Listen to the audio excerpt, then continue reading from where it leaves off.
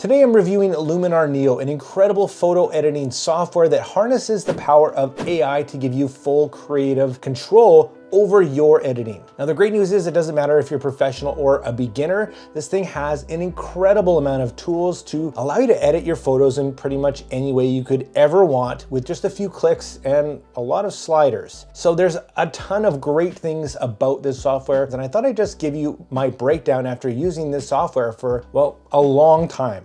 I don't know why I haven't brought out some videos on this software. I've used Luminar 4 and some of their previous softwares, but this thing is just fantastic. This is not really a replacement for professional work when it comes to maybe Lightroom and Photoshop, but it is a great place, I think, for a lot of beginners, intermediates even, and some professionals that want to just get creative from time to time to pretty much have a one-stop shop with all your photo editing. Now in a minute, I'll dive in and show you some examples in real time, but this thing is very capable. Man, you can do things like focus stacking, HDR merge, upscaling, but it also is powered by AI, letting you do just crazy things to your photo, things that would take you a long time to learn in Photoshop.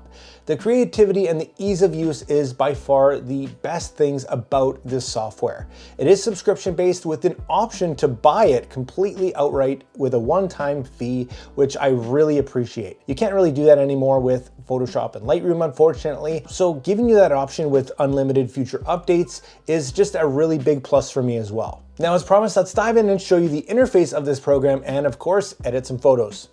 So this is Luminar Neo. This is exactly what the program looks like here. We're in our catalog tab, and I'll briefly kind of go through and show you how to operate this program, and then a couple examples of editing some photos and just how fun, how easy, and how quick you can do it to get some really great results. This is a program that's going to be fantastic for people that don't have a ton of editing experience, who don't have a lot of time or money. It's kind of a one-stop shop for everything photo editing. This is some photos that I've imported here that I'm going to go through and show you some examples. On the top, we've got our preset tab and our editing tab.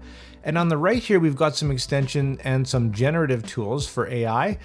First, we can do things like merge HDR photos together. We can do focus stacking, we can upscale photos, and we can even do panorama stitching. So just ease of use is really good. You just kind of drag and drop over there. But now we've got generative tools, the AI stuff that we're seeing in Photoshop and Lightroom and all sorts of places. I'm not going to get into the craziness of what this thing is capable of because it would take literally hours to show you every single feature and option that this program has available, but just a kind of a brief overview. If you did want me to make a video for you on a specific topic, let me know down in the comments. So let's start and pick a photo out that we can make some changes to. How about this kind of plane here? We're going to go over to the edit tab, and as it stands, it's really not a very exciting image here. It takes a few seconds to render, but for me, the background obviously is not very exciting. It's kind of boring, and the clouds have no specific purpose or add anything to the image. And on the right here in our tools, we have all of the features and all of the tools available to us, from favorites to extensions, essentials, creative, portrait, and even professional. So over here in Essentials, we have our Develop tab, and this is our very basic tabs like exposure, shadows and highlights, black and whites, curves, and all that stuff. So this is where we really can quickly, easily edit things that we want to change. If we want to just make subtle changes to exposure and whatnot.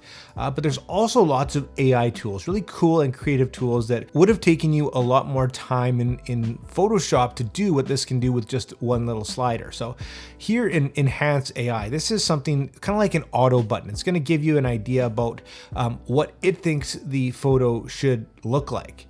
And you can see that going to 100 in a lot of cases isn't the greatest idea. We can toggle between the before and the after. So it looks like it's improved some sharpness here. It's given us some more contrast. It looks a lot better.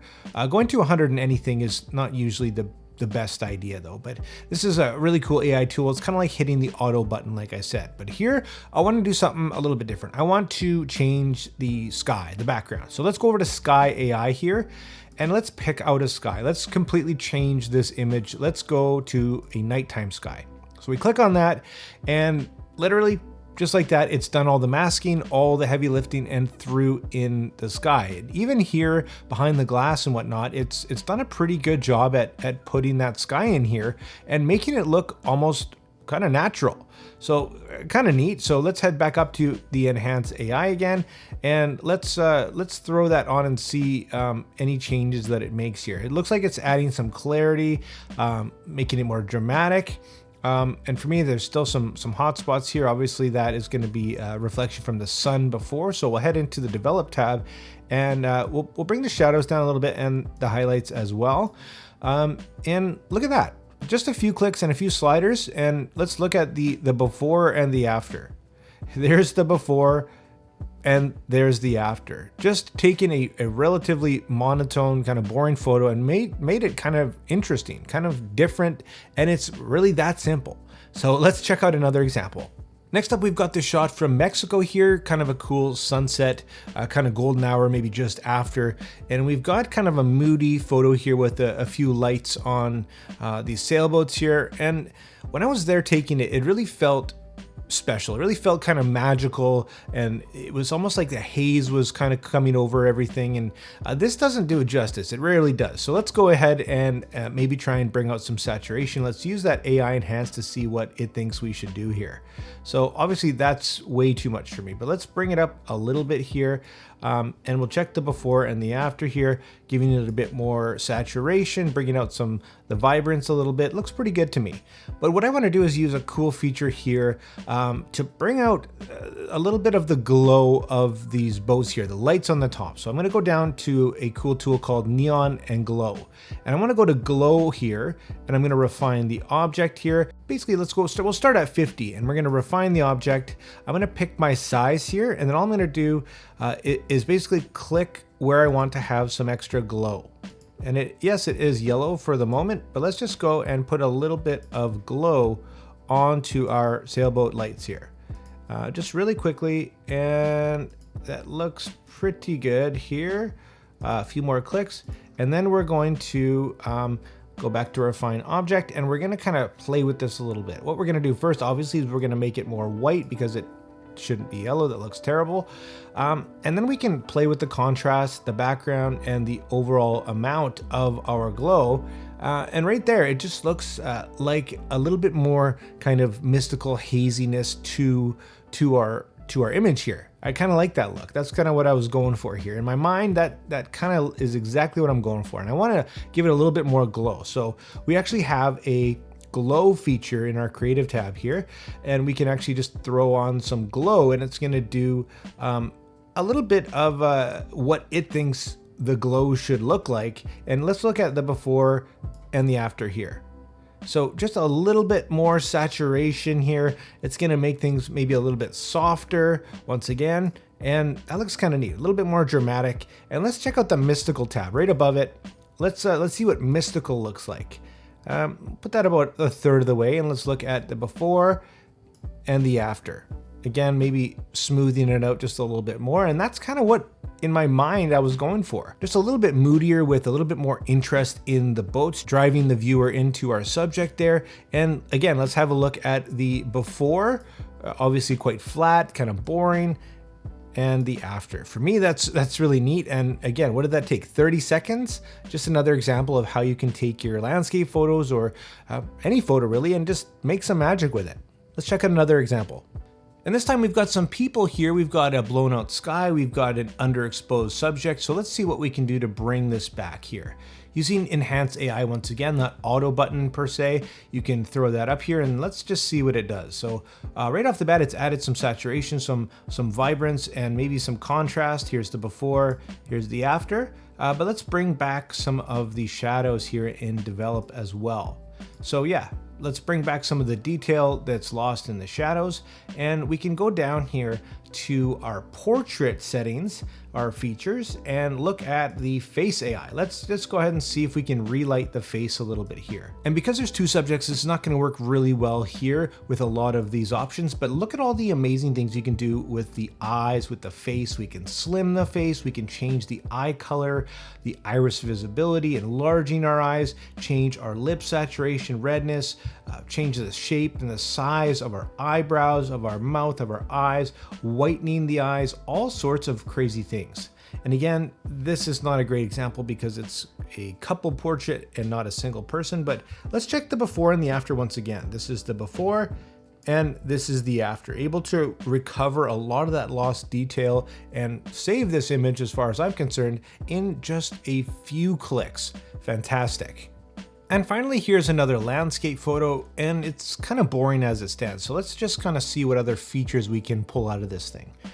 First of all, let's go over to, again, our Enhance AI and check out what it thinks this kind of needs.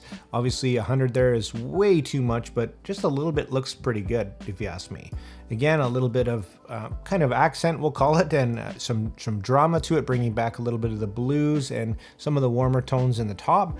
But I think it'd be nice to have even more kind of cool in the bottom and warm in the top. So what I'll do is I'll come down to develop here, and I'll just kind of change the color temperature a little bit. I'll bring that up a little bit to kind of give it some warmth here, but still kind of trying to preserve some of that coolness in the bottom. Now, one of the cool things that we can find down here in Creative is the Sun Rays tab. Now, this is neat because we can actually place a sun center right here, and we can put it wherever we want, and then actually have a sun be created out of nothing. And it's actually going to recognize what parts and what elements of our image are going to be kind of above and in front of and behind, and take that into account. So what we can do here is place a sun, in this case behind some dense fog, and then we can play with a whole bunch of things like the overall look, the length of the rays, the penetration that we've got overall in the image, sun radius, the glow, the amount of sun rays, the warmth. So we can play with all of these things. So in just no time at all, we can just take an image that's kind of bland and boring. And again, here's the before, and just add a few elements with a few clicks to just bring a little bit more out of that image. And for me, I think this just adds a ton of fun and creativity to it. Let me know what you think about my edits so far down in the comments, guys. And this is just how easy this is. And that's the beauty of this program. Anybody can just throw some images on there if you're not really sure what to do with it. It's a great starting point to just kind of go into your edits and see all those tools that are available to you, and just start experimenting. Whether you want to be more creative, or maybe you're into portraits and you want to kind of play with the features of your subject or your model. There's so much that you can do. There's even professional tools like contrast and dodge and burn and cloning that you'd kind of get into if you're in Photoshop or Lightroom a little bit more. But there's just, the sky's the limit. There's so many tools here, and like I said, it could almost feel overwhelming, but just know that as you go, you're going to become more comfortable. My advice is to kind of pick a few tools at a time and play with them. Some you're going to like and some you're really not going to like, but there's tools for everybody in this program, and I think it's just a fantastic option to have. So there you have it, guys. There's my thoughts and some examples using the awesome Luminar Neo. Would I recommend it to you? Absolutely. I think for the price, you're not paying that much for it, whether you choose to go subscription-based or that one-time fee. I think it's a great option, especially if you're a beginner to intermediate. I think there's a ton of value here, especially with the extensions. You can use this thing for, again, upscaling or focus stacking and a ton of other things as well. So great job at Luminar for pushing the boundaries, giving us awesome stuff, and of course including some AI features in there to make editing a breeze. Thanks so much for watching this video, guys. Check out the description for a discount code and links to buy this if you are interested. If this video did help you out and you want to see more just like it, make sure you hit that like and subscribe button, join the community, and like always, make mistakes, be yourself, and get out there and take some more pictures. See you next time.